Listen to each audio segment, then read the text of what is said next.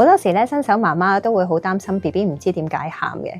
咁咧，我哋其實都可以有好系統咁樣去分辨下 BB 喊嘅原因。譬如佢可能因為肚餓，因為佢覺得要換片，覺得唔乾淨，又或者咧佢覺得好凍好熱，又或者甚至乎佢需要安全感要抱嘅。以下落嚟，我哋可能講下點樣處理 BB 喊嗰度啦。肚餓到喊咧，其實佢已經係好晚期嘅覓食信號啦。當你早啲餵咗佢 ，BB 唔使用喊去表達自己，你個人其實就會放鬆好多噶啦。另外就係如果 BB 個片污糟咗，佢自然唔舒服就會想喊，你幫佢換咗片，佢就 OK 噶啦。咁樣你個人亦都會放鬆咗。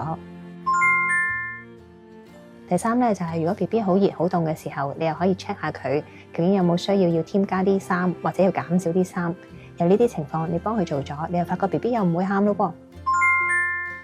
有啲 BB 其實係需要安全感嘅，你俾多啲肌膚接觸佢，多啲抱下佢，你唔會因為咁樣而縱容咗佢嘅。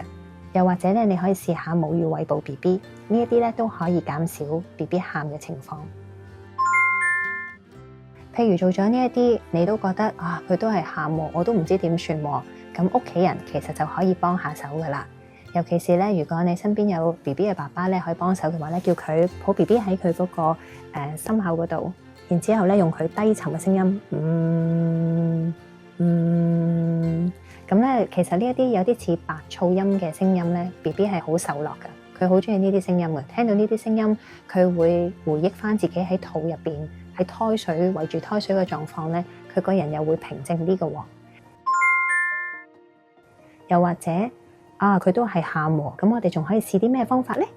例如飛機抱，咁我哋咧會將 BB 瞓喺你嘅手臂嗰度，咁咧佢可能個頭仔去咗一邊啦，你可以望到佢嘅，穩固咁樣抱住佢，輕輕咁樣搖晃佢。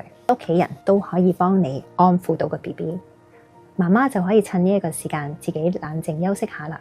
你都要放鬆翻嘅心情，因為咧有時 BB 真係有需要就會喊下咁樣噶啦。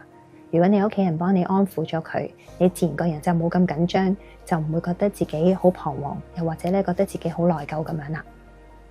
但係你發現啦，都唔係嘅，佢都仲係繼續喊，咁係咩原因呢？好多時我哋發現，原來有少部分嘅 BB 係一啲高敏嘅 BB 嚟嘅，佢係中意喊啊。黃昏之後咧，佢就可能會喊落去噶啦，喊到一段時間，佢自己大個咗就會停噶啦。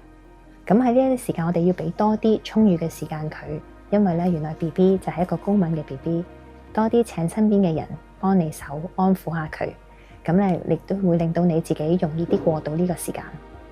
但係當你發現佢又唔係肚餓，又唔關換片、冷熱、高敏等等，佢都仲係唔知點解持續喊，尤其是咧啲聲音好高咁樣，好尖嘅喊聲咧，咁 BB 可能真係有啲唔舒服啦。